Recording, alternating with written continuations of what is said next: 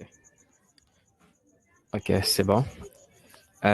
Comme on l'avait fait hier, nous avons conçu un réseau et nous l'avons câblé aussi. On a attribué, on a fait la configuration des bases. J'ai montré comment utiliser un bloc-notes, donc concevoir un script, utiliser un bloc-notes qui est là. J'ai saisi mes commandes tout le temps en respectant les principes, en respectant l'emplacement là où je dois être par rapport à l'accès. Nous savons lorsque nous accédons dans le système iOS, le premier mode qui nous accueille, c'est le mode utilisateur. Alors, je dois quitter ce mode pour aller dans le mode privilégié. Alors, j'ai saisi là comment enable, tout ça. J'ai attribué l'heure d'hier, l'heure, pardon, d'hier. Aujourd'hui, le 17. Bon, oui, c'est aujourd'hui le 17. J'ai attribué l'heure. Je suis accédé dans config terminal et no IP domain, tout ça. Et puis, j'ai mis les banners. J'ai mis tout ça. Même dans le routeur, on va voir même dans le routeur, parce que ça sera toujours pareil. Je vais prendre les mêmes configurations que j'ai à faire ici et je vais balancer ça dans le routeur. Pourquoi? Parce que le routeur aussi utilise le système d'exploitation qui est le système iOS. C'est le même système utilisé, mais sauf que dans les différents appareils. C'est comme si j'utilisais un Windows. Il y a quelqu'un qui utilisait un Windows 10 professionnel et quelqu'un qui utilisait un Windows 10 étudiant.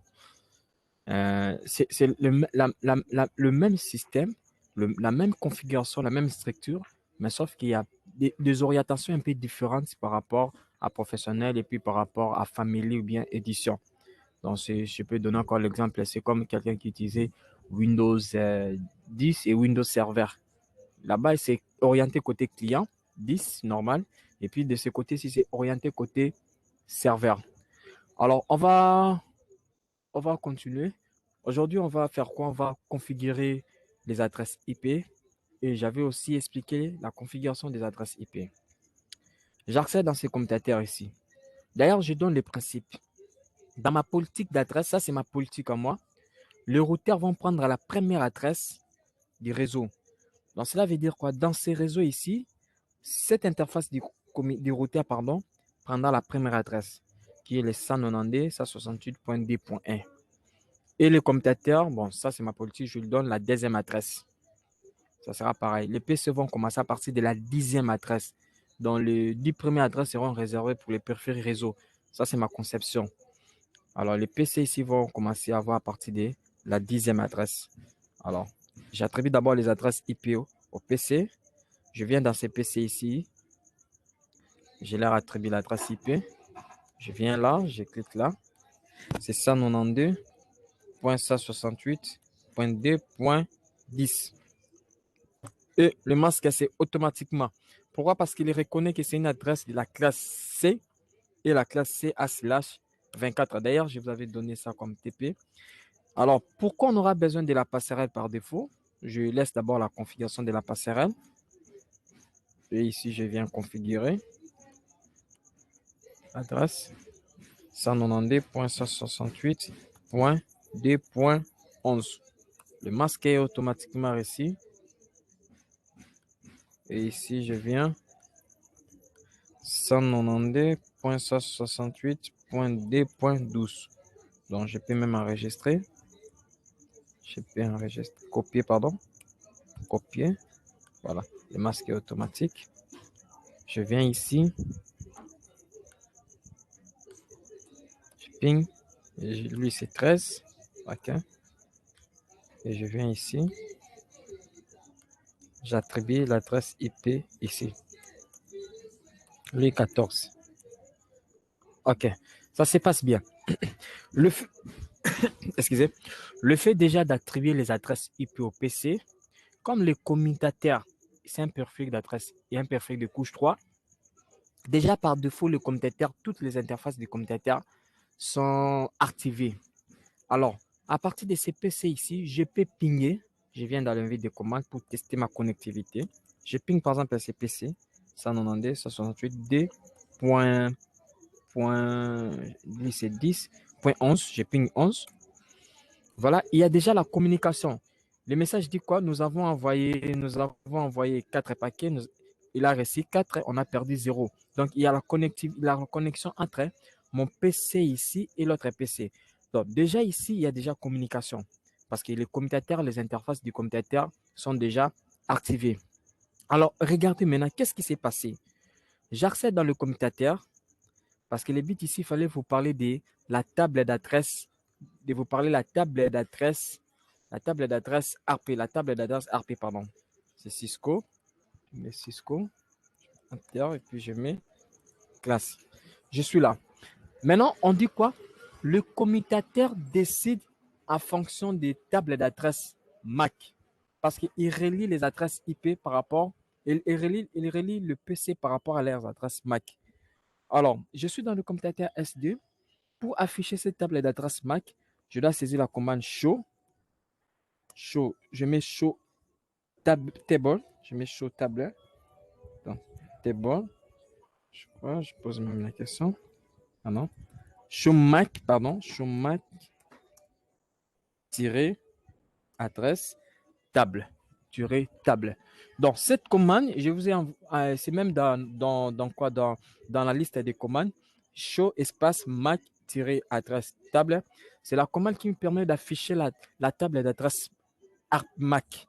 Si j'affiche, vous regardez, déjà dynamiquement, par défaut déjà, le commutateur a fait en sorte de reconnaître les adresses Mac par rapport à leurs interfaces associées.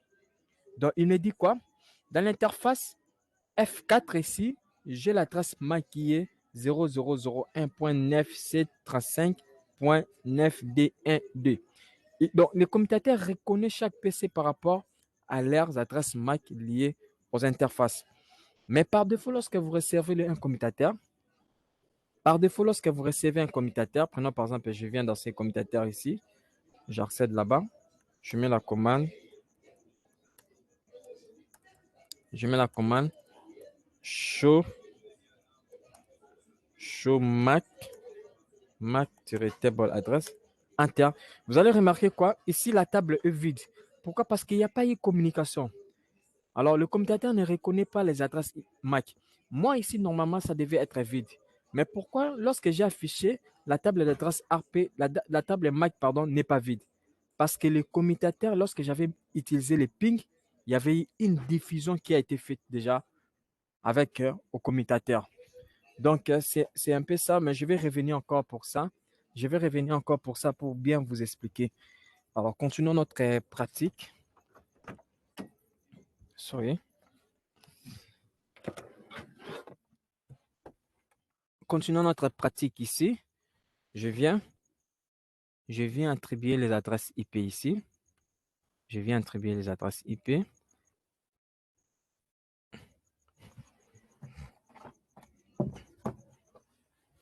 .192.168.1.10.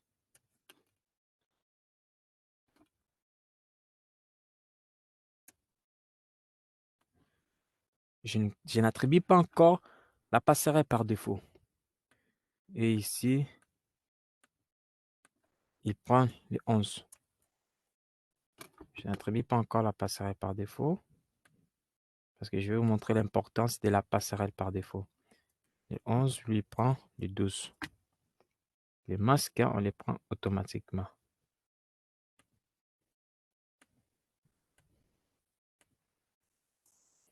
« 12, 13.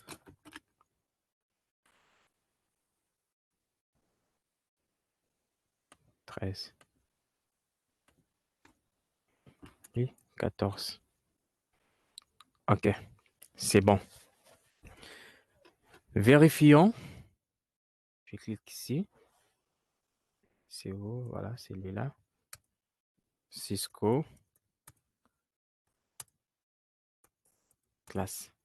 Show. Mac. Show Mac adresse. Table. Voilà. Le fait déjà d'attribuer les adresses MAC, il y a eu la communication qui s'est effectuée.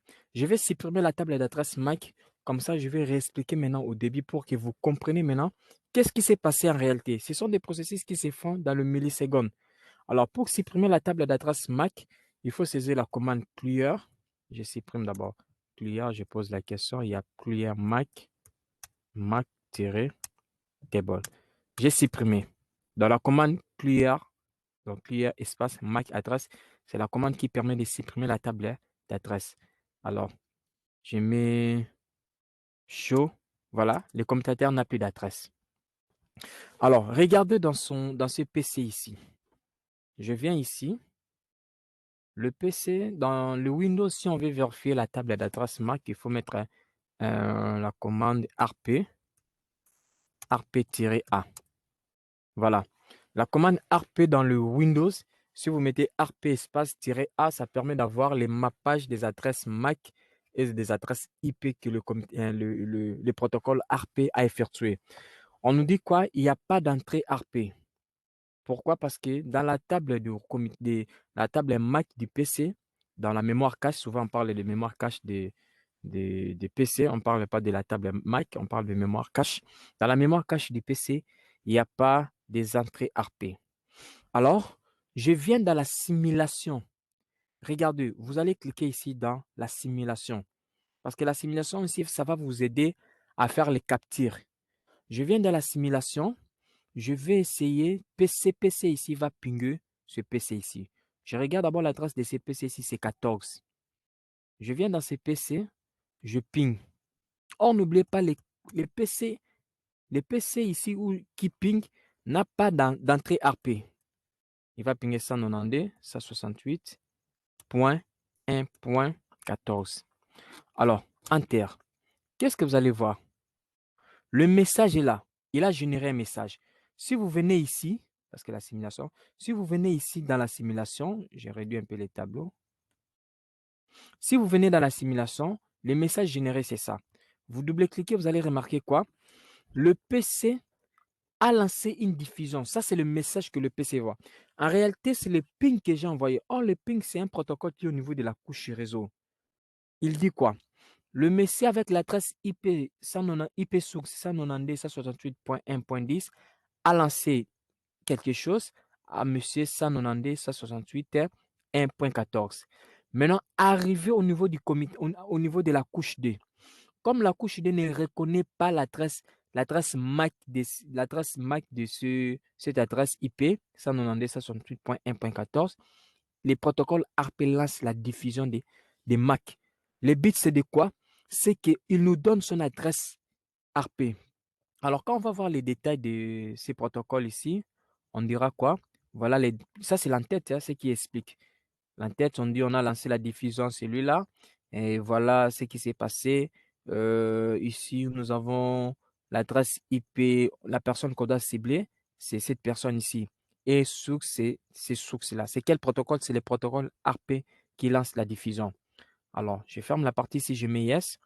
Vous allez remarquer, ça, ce n'est pas le ping qui se lance, c'est la diffusion. Le commutateur va lancer la diffusion à toutes les interfaces. Il lance à toutes les interfaces. Mais c'est le PC concerné qui répond. Il ne répond pas au message ping, mais il répond au message RP. Pourquoi? Parce qu'on ne connaît pas d'abord son adresse MAC. Alors, il faut qu'il nous donne l'adresse MAC. Le protocole RP lance l'adresse MAC. Alors, une fois arrivé, voilà maintenant les pings qui sortent maintenant. C'est les pings qui sont. Pourquoi? Parce que dans les réseaux, on se déplace grâce aux adresses MAC. La trame se déplace grâce aux adresses MAC. Ça, c'est maintenant le ping maintenant qui rentre. C'est le ping qui rentre ici maintenant. Donc, la première des choses, comme le PC n'a pas reconnu, comme le PC, vous avez dit au PC, ping-moi ces commutateurs. Je ferme, je rentre dans l'état normal. Vous avez dit au PC, ping-moi. Vous avez dit au PC, ping-moi, c'est l'autre ordinateur qui est là-bas. Or, le ping, c'est un protocole qui est au niveau de la couche réseau. Arrivé de la couche réseau, d'ailleurs, dans la couche réseau, nous avons déjà la résolution. Il y a un PC source, l'adresse du PC source et l'adresse du PC de destination que vous avez effectué. Maintenant, arrivé maintenant à la couche liaison de données. Le PC source reconnaît l'adresse MAC source parce que ça sort de sa carte, mais ne reconnaît pas l'adresse MAC de la destination. Voilà pourquoi il lance la diffusion à tout le monde, que le commutateur aussi a fait cette diffusion-là pour demander maintenant qui a cette adresse IP afin qu'il nous donne l'adresse MAC. Alors, quand le PC concerné, vous avez vu le PC ici, lui, il a été concerné parce que les autres là, c'était quoi? Il a répondu maintenant en lui donnant maintenant son adresse MAC. À ce moment-là, le PC maintenant, On peut vérifier dans le PC. Il a profité maintenant pour faire l'entrée MAC, l'entrée RP. Vous voyez maintenant, le PC ici, il a maintenant une entrée RP. Il dit quoi? 192, 168.1.14. Voilà son adresse MAC parce que c'est lui qui m'avait, je viens de communiquer avec lui. C'est lui qui m'avait donné cette adresse. Alors, comment on l'a reçu? Il a reçu cette adresse dynamique. Alors, lorsque le PC, vous allez remarquer, je viens toujours dans la simulation. Le même PC, lorsqu'il va pinguer maintenant, il va pinguer le même commutateur et l'autre ordinateur. Vous allez remarquer, il n'y aura plus de diffusion. Il n'y aura plus de diffusion. Je mets play. C'est le ping qui sort. Regardez bien, retenez bien les couleurs. Vous allez remarquer, c'est le ping qui sort et le ping arrive là-bas. Le PC ici va répondre. Voilà, on dit même ce type message est XMP. Le ping rentre jusqu'à ce qu'il entre au PC. Ce n'est plus les RP qui sort, mais c'est le ping. Alors, je refais encore la deuxième des choses, la même chose pour un autre PC. Je viens. On est toujours dans ce PC-là. On lui dit, tu ping maintenant, tu ping c'est PC13. Il ping les PC13. Qu'est-ce que vous observez? Il y a des enveloppes qui sortent. Or, l'enveloppe en cette couleur mauve, je crois, on dit c'est type XMP. C'est le protocole ping. Et quand je viens ici, on dit c'est quel type? C'est RP. Le PC ici, il veut pinguer ces PC ici. Alors, on ne connaît pas son adresse MAC. Il faut qu'on lui demande l'adresse MAC. Voilà pourquoi les RP interviennent pour lui demander l'adresse MAC. Alors, je mets yes. Vous allez voir, le vert sort d'abord. Le vert sort et on lance la diffusion à tout le monde. On lance la diffusion à tout le monde. La diffusion est lancée à tout le monde. Mais seulement c'est le PC ici qui a répondu. Là-bas, ça ne les concerne pas. C'est seulement celui qui a répondu et puis ça rentre au PC source. C'est comme ça que ça fonctionne même au niveau du commutateur, même au niveau aussi de PC. Donc, c'est le fonctionnement de la couche réseau, la couche liaison de données, pardon. Voilà, maintenant, ça, c'est le ping maintenant qui intervient et on remet maintenant le ping à la source. Donc, c'est ça. Lorsque maintenant nous allons vérifier dans ce PC ici, je viens vérifier les RP. Vous voyez maintenant, il a des entrées. Il a maintenant l'adresse MAC du PC 13. Donc, du PC qui a l'adresse 13. Voilà, c'est comme ça que l'histoire s'est effectuée, la construction de la table RP bien de la cache RP. Et quand je viens au commutateur, le commutateur aussi a profité pour construire sa table d'adresse MAC. On met la commande show MAC adresse. Vous avez vu, le commutateur a profité. Il a dit cette adresse MAC, il appartient à telle interface, telle adresse MAC appartient à telle interface, telle adresse. Vous voyez, il a 3 PC. Donc, il y a 3 interfaces. Pourquoi? Parce qu'il y a eu la communication de ce PC qui a envoyé. Le commutateur a profité pour prendre dans sa trame, il prend son adresse MAC source, il insère à l'interface FastT1. Il y a ces PC aussi qui avaient répondu, il y a encore ces PC qui avaient répondu. Mais les deux PC ici n'ont pas répondu. Le commutateur ne connaît pas leur adresse MAC, ni les PC ici ne connaît pas leur adresse MAC. Quand eux, ils vont répondre, regardez, ils vont lancer, j'essaie de lancer une diffusion ici. Vous allez voir, pas une diffusion, un ping. Vous allez voir, le commutateur aura maintenant 4 entrées. Le commutateur aura 4 entrées. Vous voyez, il a 4 entrées. Pourquoi? Parce que j'ai pris l'enveloppe. L'enveloppe ici, ça veut dire ping seulement. Quand vous prenez cette enveloppe ici, vous prenez l'enveloppe, vous cliquez ici, vous mettez là-bas, ça veut dire ping. Donc, c'est la même chose que pinguer ou bien se mettre, utiliser des enveloppes. Voilà un peu l'explication avec de ces comportements, comment le commutateur est dans nos PC, comment on construit la table MAC. Qu'est-ce qui se passe avec les protocoles RP? Avec plus de temps de pratique, vous allez voir ça. Dans un réseau réel de production, c'est dans des applications de capture qui nous permettent de voir, de capturer les données, de voir tel comportement, tel message dans le réseau. Alors, nous continuons maintenant à faire notre configuration. Je ferme ici. Je dois maintenant parler de l'adressage encore, parce que c'est C'est ces points-là, c'est aussi très important. Dans l'adresse IP, il y a par exemple cette adresse ici, 0.0. C'est une adresse qui est de la classe A. Cette adresse, on ne peut pas attribuer ça au PC dans le réseau. On ne peut jamais utiliser cette adresse, ni cette adresse 127.0.0.0/24. Donc, nous savons que dans la classe A, la partie réseau, c'est cette partie ici. Donc, cette adresse ici, on ne peut jamais attribuer ça dans un réseau comme ça, non. Pourquoi? Parce que c'est une adresse qui fait partie de la plage de bouclage. Bouclage, c'est quoi? C'est quand on parle de boucle, quelque chose qui tourne en boucle, donc quelque chose qui revient vers vous. Ce sont des adresses, vous pouvez vérifier ça dans vos PC. Vous pingez même 127.0.0.1. Vous pingez, vous allez voir. Même si vous n'êtes pas connecté, il y aura la réponse. Pourquoi? Parce que c'est l'adresse qu'on utilise pour tester la carte réseau. Tester ta carte réseau et les pilotes de ta carte réseau si ça fonctionne très bien. Donc, c'est une adresse qui nous permet de tester la pile TCP/IP, donc si ça fonctionne très bien dans votre carte réseau. Voilà pourquoi on dit cette adresse, on ne peut pas attribuer. Les 00 ici, c'est l'adresse, on ne peut pas utiliser ça. Pourquoi? Parce qu'il y a plusieurs raisons, vous allez voir dans ce Sénat 2 et puis dans ce Sénat 3 aussi. C'est, par exemple, une adresse qui identifie n'importe qui dans le réseau. Vous voyez? Quand on va configurer, ça identifie n'importe qui dans le réseau. Et puis, les DHCP aussi utilisent cette adresse ici. Donc, ce sont des adresses qu'on ne peut pas utiliser. Alors, il y a aussi cette adresse ici, 169.254.0.0/16. Donc, c'est une adresse qui fait partie de la classe B.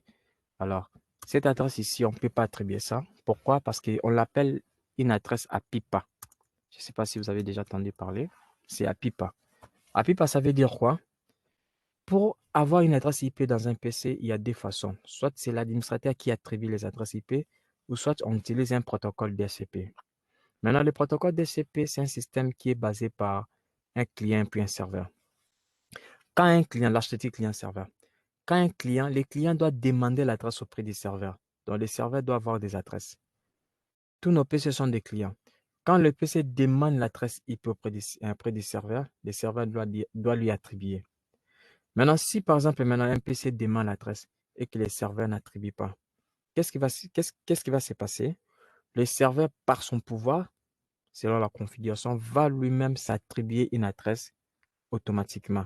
Ce n'est pas que l'adresse qu'il va recevoir auprès du PC, du serveur, non, non. Le client, pardon, va lui-même s'attribuer. Donc, le client demande une adresse auprès du serveur, mais le serveur ne donne pas. Ça peut être une raison, le serveur n'est pas là, ou bien la connexion a échoué. Il n'y a pas de câble, il n'y a pas de connexion entre client et serveur. Alors, le PC maintenant client va s'attribuer lui-même une adresse IP. Alors, cette adresse-là, ça sera dans la famille APIPA ici. Voilà pourquoi ces adresses, on ne peut pas attribuer ça au PC. Il y a encore d'autres adresses que je vais vous montrer, mais pour l'instant, gardons ça. Maintenant, on dit quoi? Euh, Moi, je peux concevoir un réseau. Je conçois mon réseau. Une autre personne aussi peut concevoir son réseau. Mais nous avons aussi un réseau commun qui nous lie tous, ce qu'on appelle comme l'Internet. Alors, une entreprise peut concevoir aussi son réseau. Essayons un peu de regrouper ce type de réseau-là. On peut regrouper ça en deux parties. Un réseau commun, qui est l'Internet, et puis les réseaux des individus. Les réseaux des individus, on les appelle des réseaux privés, et les réseaux communs, c'est comme un réseau public. Le public, c'est comme l'Internet. Alors, si par exemple, moi, l'individu, je consomme mon réseau, et que le public, c'est pour que tout le monde consomme son réseau. Or, dans la communication, on ne peut jamais trouver deux PC avec une adresse, la même adresse. Ça ne peut jamais exister. Alors, qu'est-ce qui va se passer pendant que moi, je consomme mon réseau privé, et j'ai besoin de l'Internet, et pourtant, j'utilise les adresses qu'on retrouve encore sur Internet. Il y aura des conflits. Alors, il faut séparer les adresses par rapport à des parties. Il y a une partie qui sont des privés et il y a une partie qui est publique. Alors, à ce moment-là, on va appeler les adresses privées et puis les adresses publiques. Maintenant, les adresses privées, on l'a séparé par rapport aux classes aussi. Parce que je vous avais dit, l'utilisation de la classe, c'est en fonction du nombre de personnes qu'on peut trouver dans les réseaux. Il y a aussi la classe B et la classe C. Dans la classe A, on dit quoi? La classe A, on donne que ces réseaux ici. Ces réseaux ici, /8.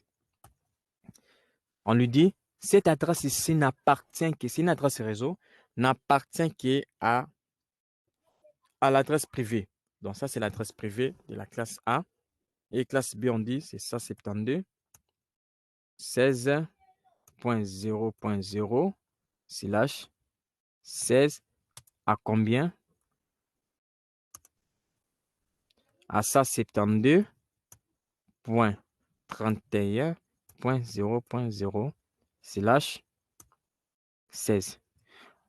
Donc, dans la classe A, on dit, on garde seulement une partie pour le privé. C'est les 10, c'est cette adresse seulement. Donc, celui qui utilise 1, 2, 3, 4, 5, 6, 7, 8, 9, 11 jusqu'à 126, ce sont les adresses publiques. Or, les adresses publiques, ce sont les adresses qui sont routables sur Internet. Ce sont les adresses qu'on retrouve sur Internet dans un réseau public. Alors, on vient maintenant à la classe B. On réserve encore cette adresse ici. Donc, à partir de celui-ci, à partir de celui-ci, à partir de, à partir de celui qui utilise 172, 160 et 172, 16, 0.0/16 jusqu'à 172.31. Donc, cela veut dire que vous comptez 172.16, 1, 172.17, 172.18, 172.19, 172.20 jusqu'à 31. Ça nous fait 16 sous-réseaux. Donc, nous n'avons que 16 sous-réseaux qui appartiennent au privé. Donc, au privé, 17, 172, 18,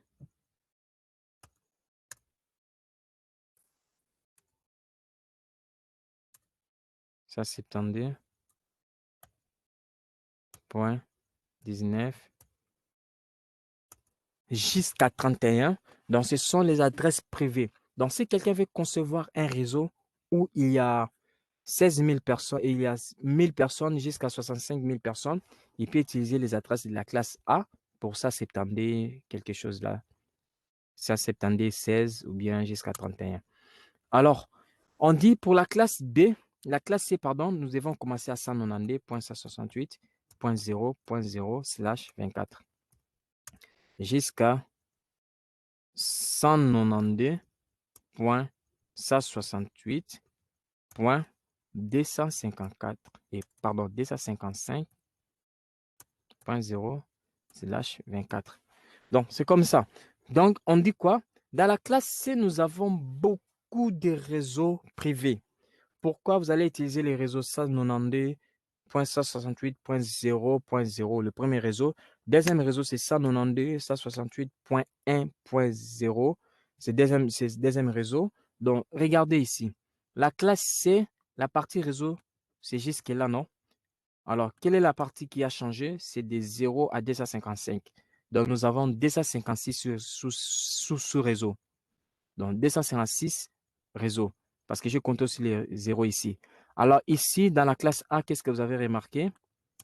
La partie réseau, c'est les deux parties ici, non? Alors, ce sont la partie ici qui a changé. Donc, ce sont les réseaux. Mais tandis que dans la classe A, on nous a donné seulement une adresse réseau qui est 10. C'est tout. Donc, dans la classe A, il y a seulement les 10 qui est le réseau privé. Et les réseaux que je vous ai donné là-bas, la classe B, 172.16 jusqu'à 172.31, c'est les réseaux privés.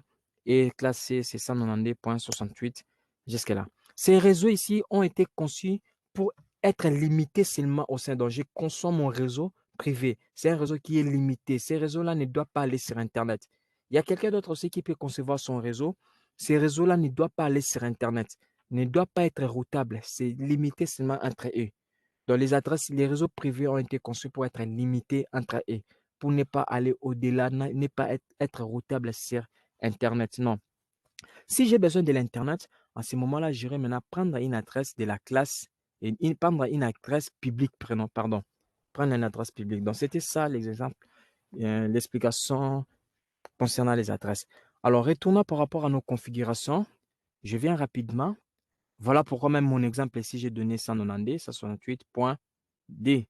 Donc, je suis toujours dans le privé. J'ai utilisé la classe C parce que le nombre de PC que j'ai, c'est moins de 254. Alors, je viens attribuer l'adresse IP au commutateur. Je viens Cisco, Enter, classe. Je viens à la configuration globale parce que rappelez-vous, je vous avais parlé d'une interface qui est l'interface virtuelle, qui est le VLAN 1. Je viens en VLAN 1, j'accède, je mets la commande IP adresse, je mets 192.168. C'est le réseau 2.2. Voilà, 255.255.255.0. Enter, puis j'active l'interface. No shutdown. Et puis je mets do write. Je vous avais parlé de write. Enter. Voilà. Mon commutateur maintenant a une interface, a une adresse IP. Le PC ici, il peut accéder à distance au commutateur. Je mets telnet, on l'avait déjà fait, telnet 192.168.2.2. Enter. Et voilà, il y a le message qui est affiché là-bas et le mot de passe qu'on me demande. Je suis là directement. Donc, à partir de ces PC ici, je peux accéder au commutateur. Pourquoi? Parce que j'ai attribué l'adresse IP au commutateur. Cette adresse-là nous sert à quoi? Nous sert à accéder à la gestion du commutateur. Et je viens même ici, dans ce commutateur ici, je viens lui attribuer aussi une adresse IP. Parce que le but, c'est accéder à distance. Je viens dans la config de interface. Bon, je mets des raccourcis. Ça, ce sont des raccourcis.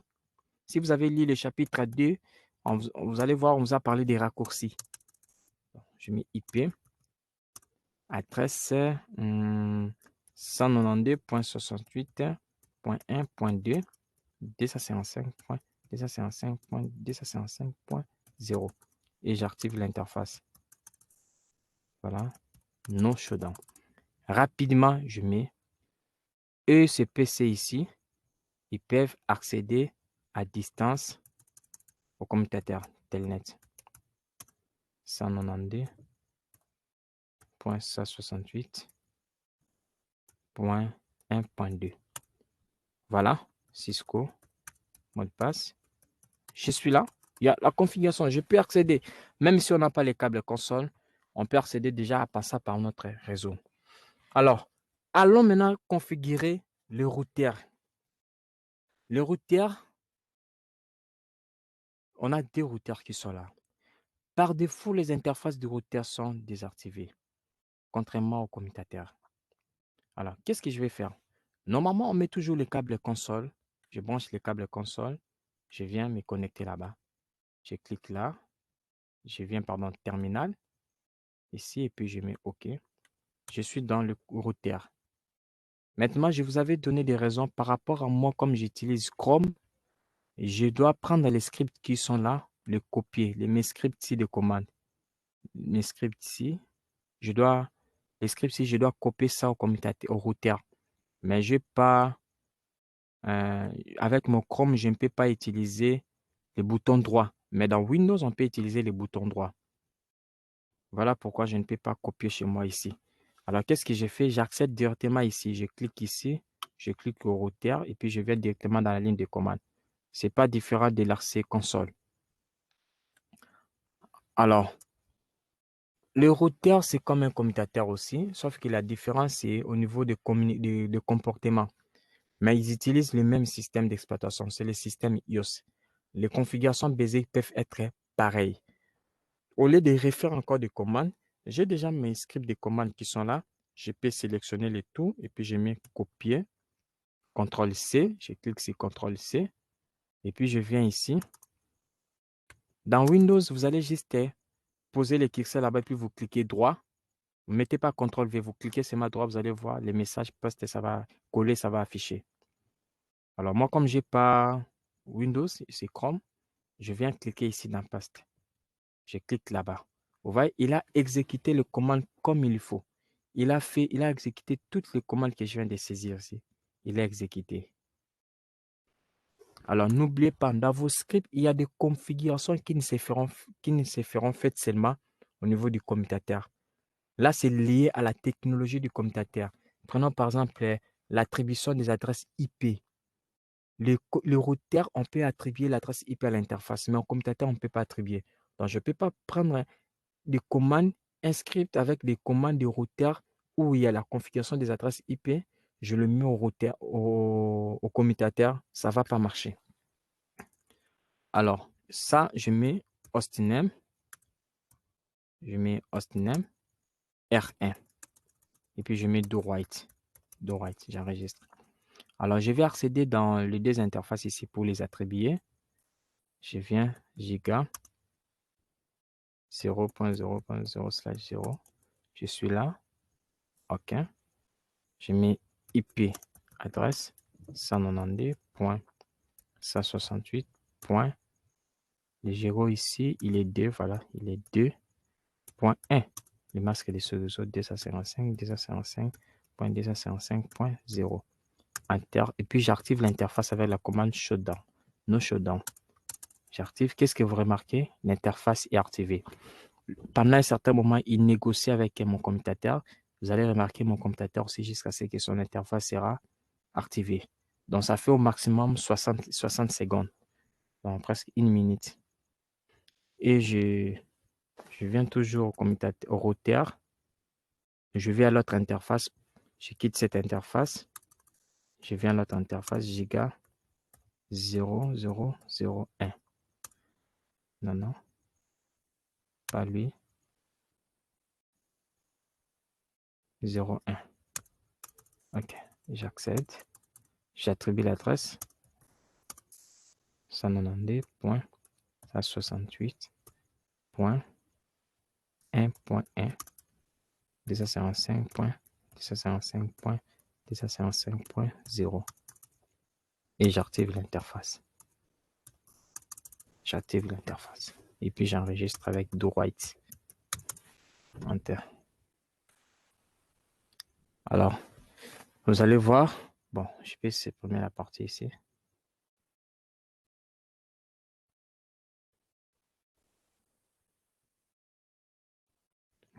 Vous allez voir, il sera maintenant app.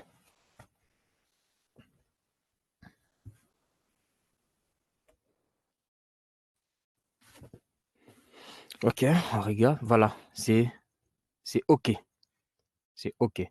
Je vous ai dit, cette enveloppe, c'est la même chose lorsque nous pingons. Donc, je clique ici pour voir s'il y a communication. Successful, vous voyez le message. C'est OK. Je ping là-bas. OK, successful. Maintenant, on va aller à la simulation pour voir qu'est-ce qui s'est passé. Qu'est-ce qui se passe si, par exemple, je clique ici, je prends le ping de ces PC ici, je communique avec notre PC, mais on dit que ça ne passe pas. En réalité, pourquoi ça n'a pas passé? Pourquoi ça n'a pas passé? Pourtant, nous avons le routeur qui nous connecte tous dans le même réseau. Les réponses, vous connaissez déjà. Alors, je veux qu'on découvre ces réponses. Je viens ici, je lance le ping. Lui, il est dans le réseau. Regardons bien son réseau. Son réseau, c'est 192.168.1.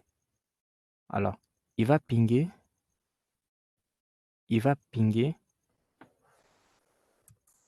C'est lui qui est dans 192.168.2.10. Il ping celui qui est dans 2.10. Enter. Voilà. Regardez, il y a deux informations qui s'affichent.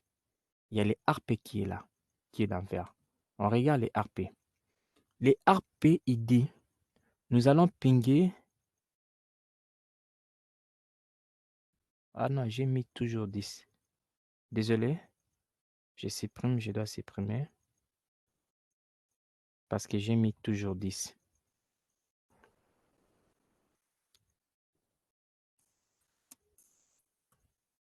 Ok, j'avais mis... Non, j'avais mis 2. Regardons. Lui, il est dans quel réseau? Il est dans 10. Ok, je reprends. Je reprends toujours la même configuration que je viens de là. les mêmes tests que je viens de faire. Il va pinguer, ping, les 10.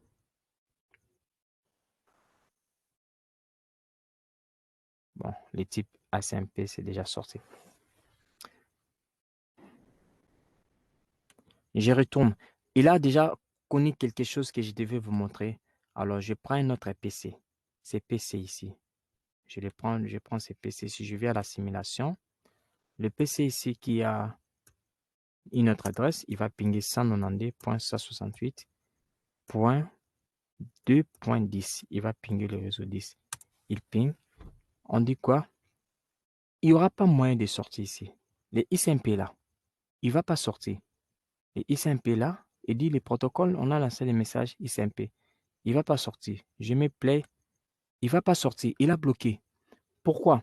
Parce que la première des choses, les protocoles ARP, il a vérifié. Là, c'est autre chose. Le protocole ARP a vérifié l'adresse que vous avez pingée. Ce n'est pas une adresse qui fait partie de mon réseau. Or, le problème maintenant, il faut demander l'adresse MAC de la passerelle par défaut. Or, je n'ai pas configuré la passerelle par défaut. Alors, pourquoi il va faire se lancer une requête où on n'a même pas la passerelle par défaut? C'est ça le problème maintenant. Alors, regardons maintenant, je vais attribuer la passerelle par défaut dans ces PC ici. Je viens en PC, je lui dis non. Excusez-moi, j'avais oublié d'attribuer l'adresse, la passerelle par défaut. J'ai attribué cette adresse ici. Parce que l'adresse du routeur maintenant. Parce que c'est le routeur qui nous fera l'interconnexion, l'interréseau. Alors, je viens pinguer ici. Je mets simulation toujours. Je viens dans simulation. Et puis, je viens pinguer. Je viens pinguer toujours les réseaux 10. Voilà, vous voyez maintenant, il y a deux messages qui sont là.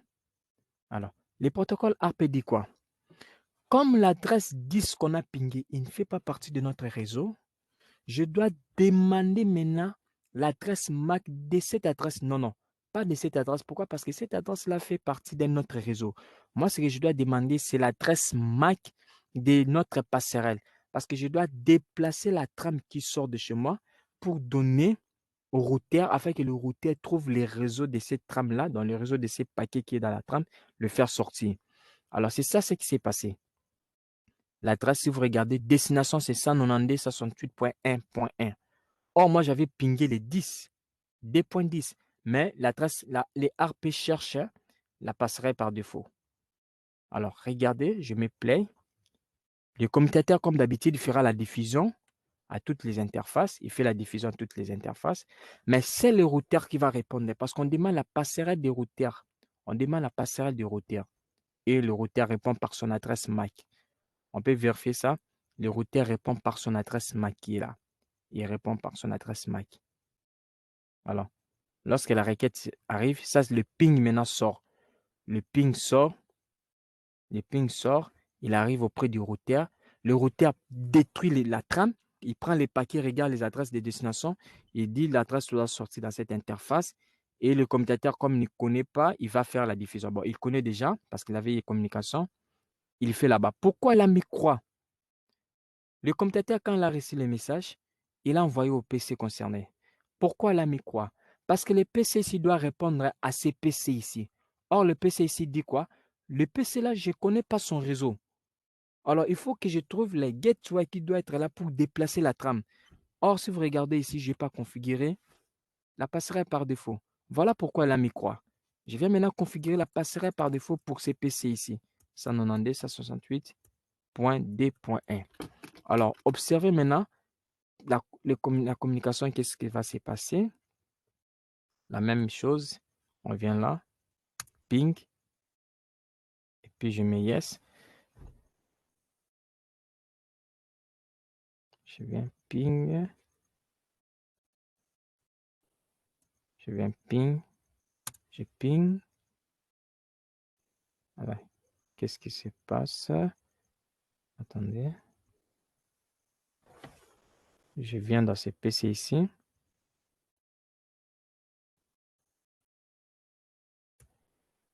Je lance le ping. Alors, le ping est là. Je mets yes. Non, non. Désolé. Ça prend un peu. Je lance le ping.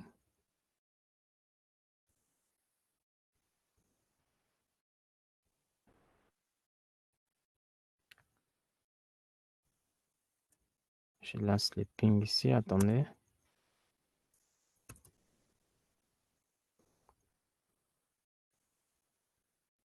Sorry. Je refais les pings. Non, non, oui, il n'a pas de... Ah, désolé, il n'a pas. C'est pas lui que j'ai travaillé, 192.68.1.1. Alors, je viens ici. C'était sur ces PC qu'on avait travaillé parce que c'est ici que j'avais configuré la passerelle par défaut. Je lance les pings. Alors, regardez, observons. Je mets yes. Le ping sort parce qu'on connaît déjà l'adresse MAC de notre passerelle. Les pings arrivent là-bas, arrivent auprès du routeur. Le routeur détruit la trame, il prend le paquet, regarde l'adresse de destination, il envoie au commutateur, le commutateur regarde l'adresse. S'il y a déjà les mappages des adresses MAC aux interfaces, il envoie là-bas. Maintenant, j'avais configuré l'adresse gateway dans ces PC ici. Le PC répond maintenant en envoyant la trame au commutateur, au routeur, pardon, parce que c'est le routeur qui va trouver l'adresse réseau de l'autre côté là-bas. Alors, c'est ça ce qui se passe. Et nous avons quoi? Nous avons Saxifol, vous allez voir, c'est yes, il y a maintenant la communication. Donc, c'est ça ce qui se passe en réalité dans le réseau. Avec les temps, avec des maîtrises, vous allez arriver à faire ça. Alors, rapidement, pour configurer l'autre routeur, je viens encore ici. Je copie la liste de commandes et je viens ici, je clique. OK, je mets le nom, hostname, R2. Je mets do right. Ça passe. Alors, je peux vous donner les TP de configurer la partie ici. Je vous donne les TP de configurer les deux parties ici. Configurer ça, vous attribuez les adresses IP. Même auprès des routeurs, vous attribuez. Même ici, moi, je configure la connexion WAN. Mais peu importe avec la connexion WAN qu'on va faire, il n'y aura pas communication des sites ici, dans les réseaux qui sont dans ces sites, pour aller dans notre site. Non, il n'y aura pas communication. Pourquoi? Parce que les réseaux qu'on utilise ici, c'est les réseaux WAN. C'est une autre technologie. Alors là, je viendrai maintenant vous parler des routages statiques ou bien de routage dynamique. Ce sont des points qui sont abordés dans ce chapitre CCNA D. Mais déjà ici, je vais essayer un peu de vous donner l'idée. Et si on va configurer, c'est le routage statique. Alors, comme je vous avais mis les /30 ici, les /30 en réalité, ça veut dire quoi? Les /30, ça veut dire, nous avons par exemple telle adresse. J'ai cette adresse ici. 10.0.0.0/30. En réalité, ça veut dire, tu me prends 1, 2, 3, 4, 5, 6, 7, 8 points. 1, 2, 3, 4, 5, 6, 7, 8 points. 1, 2, 3, 4, 5, 6, 7, 8 points. Ça fait 8, 8, 8, 24, 25, 26, 27, 28, 29, 30, 0, 0. Donc, ça fait 30 comme ça. Donc, vous remarquez, le masque de ce réseau, c'est aussi une adresse qui a 32 bits. Donc, cela veut dire quand je mets /24, /24, ça veut dire accepte-moi le 24 premiers bits en mettant 1 et ignore-moi le 8 en mettant 0. Alors, quand je mets les /30, ça veut dire 8, 8, 8 plus 6, ça fait 30 bits qui doivent être des 1. Alors, si je vais convertir ça, ça sera 255.255.255.252. Ça, c'est le masque des sous-réseaux avec les /30. Donc, vous allez remarquer, dans ces réseaux ici, il n'y a que 2 PC. Pourquoi? Selon la formule, si vous trouvez le nombre de PC, on mettra D comme binaire, exposant combien de bits qui sont restés à la partie haute, c'est 2 bits, exposant 2 moins 2, exposant 2 moins 2. Alors, quand vous avez D exposant 2, ça fait 4 moins 2, ça fait 2. Donc, dans ces réseaux où il y a /30, c'est un réseau qui ne contient que 2 PC. Alors, chez moi ici, le premier PC, c'est 10, 1. Et le deuxième PC, la deuxième adresse, c'est 10, 2. C'est tout. C'est seulement un réseau de 2 personnes. Lorsqu'on va aborder les systèmes d'adressage IP avec la segmentation, le système VLSM et le système sans classe, vous allez mieux maîtriser ça parce que là, on va parler vraiment des systèmes sans classe, des segmentations. Tu segmentes les réseaux selon tes besoins. Tu réduis les réseaux même à 10 personnes, à 6 personnes, tel que moi j'ai réduit ça à 2 personnes. On va voir ces systèmes-là. Voilà, pour l'instant, je vous laisse comme ça. Je vais configurer ces interfaces ici. Je viens ici. Ce sont des interfaces WAN.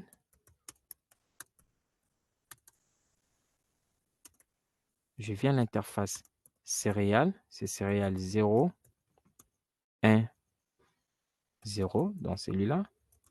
Et je saisis la même commande toujours, adresse 10.0.0.1. Je mets 255.255.255.252. Et ça marche. Si par exemple, je reprends la commande, je mettais par exemple, je mettais 3, je mets Enter.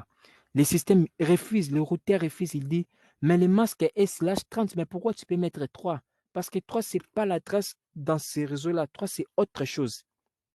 3, c'est autre chose. Si vous regardez, je mets encore 4. Je mets 4. Il refuse. Il dit, mais c'est /30, pourquoi tu mets 4? Peut-être 5, il va accepter. Mais quand on va parler de 5, on verra c'est encore un autre réseau. Ce n'est plus le même réseau 0 ici. C'est un autre réseau. Donc, pour l'instant, je vous dis, on met seulement 1 qui est là. Alors, je mets non shutdown. J'active l'interface. L'interface est activée, mais ça ne peut pas être activé parce que de l'autre côté, je n'ai pas activé. Et ici, je viens configurer Cisco, Nebol et puis classe. Je viens config. Interface céréale 0/1/0. La commande adresse 10.0.0.2. 255.255.255.252. Et j'active. Et puis, j'active l'interface. Maintenant, à quoi sert maintenant, ça passe maintenant à l'interface et à quoi sert maintenant ces signaux d'horloge? Ça nous permet d'activer le clock write. Lorsque le moment sera venu, je vais vous expliquer le rôle de ce clock write. Je mets clock write ici. Clock write. C'est le signal d'horloge où la synchronisation doit se faire. Clock write, je mets 2 millions. Je pose la question, vous allez voir, il y a autant de fréquences qu'on peut synchroniser. Avec moi, je préfère mettre 2 millions. 1, 2, 3, 4, 5, 6. Je mets 2 millions. Pourquoi j'ai mis le clock write? Parce que c'est une communication série où les signaux doivent se synchroniser avant. J'explique. Regardez dans la communication LAN, nous utilisons le câble torsadé. Alors, le câble torsadé, c'est un système qui fonctionne avec les connexions parallèles. Donc, quand on parle de parallèles, on voit déjà 2 ou plusieurs fils qui nous ramènent vers la même destination. Alors, voilà pourquoi la liaison LAN est plus rapide. La bande passante des réseaux LAN est plus grande que par rapport aux connexions serrées. Pourquoi? Parce que ces connexions LAN, on utilise la transmission parallèle aussi. C'est l'une des raisons aussi. Alors, dans la communication LAN, pourquoi on n'utilise pas la communication LAN en série dans le WAN?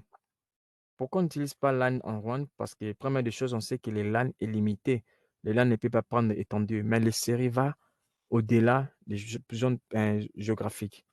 À part ça aussi, les LAN a des problèmes de diaphonie. Je vous avais parlé de diaphonie. Lorsqu'on a des fils qui transmettent les signaux électriques, ça crée un troisième champ. Alors, à part ça, nous avons aussi la distorsion et puis la temporisation. La temporisation, c'est quoi? Si tous les bits qui sortent dans tous les fils au même moment, est-ce que ça va arriver au même moment? Ça ne va pas arriver. Il n'y a rien qui nous garantit. La distinction, si est-ce que tous les bits en question vont arriver? C'est tous ces problèmes-là qu'on ne saura pas assurer dans de longues portées de distance dans la communication WAN. Alors, il faut faire quoi? Pour éviter, il faut se synchroniser, surtout avec la distorsion et puis la temporisation, où les bits ne vont pas arriver au même moment. Il faut quoi? Il faut synchroniser d'abord avant la communication. Alors, l'unique chose qui peut nous aider à synchroniser, c'est la communication série. Parce que dans la communication, LAN, c'est coûté, c'est pas vraiment, c'est tellement coûté, c'est pas vraiment, il y a pas moyen. On peut pas serrer la synchronisation avant le signal de fréquence. Non, on ne peut pas. Mais dans la communication série, on a déjà, parce que série, on n'a qu'un seul fil qui nous transmet vers la destination. Donc les bits se suivent. Il y a un bit qui est derrière l'autre et qui sont devant. C'est pas des bits qui sont en diagonale à côté. Non, non. Alors, il faut assurer la synchronisation. Voilà pourquoi j'ai configuré les clock write. Les clock write, ça permet, avant qu'il y ait transmission, il faut que les systèmes se synchronisent. Alors, comme le WAN, c'est quelque chose qui est réservé pour les providers, la synchronisation se fera là où le provider va décider. Par exemple, il dit non, c'est moi qui vais synchroniser. La configuration des clock write doit être configurée par moi. Regardez. Ici, nous avons le signal d'horloge. Donc, c'est là que nous devons synchroniser. Hier, je vous avais dit, en réalité, ce sont des modems. Mais dans notre simulation, on n'utilise que des câbles. Je viens dans cette interface. Si vous regardez, j'avais saisi la commande clock write. J'avais saisi la commande clock write. C'était cette commande clock write. Et j'ai mis 2 millions. 1, 2, 3, 4, 5, 6. Et ça passe. Ça passe très bien. Mais quand je viens ici, je viens toujours à l'interface en question. La même interface qui est connectée avec mon voisin.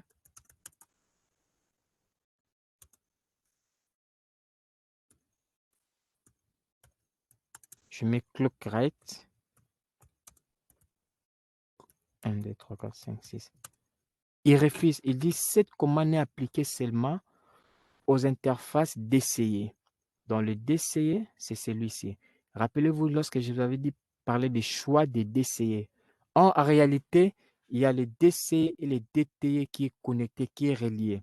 À la pratique, vous allez voir des câbles DCI et DCI sont connectés au même moment. Dans la partie là, vous allez brancher le DCI.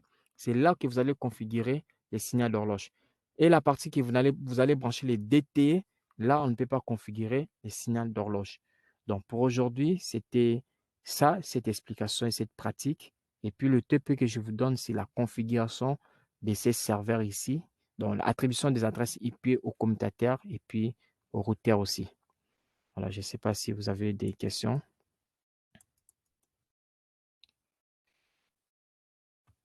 C'est pas ça, moi.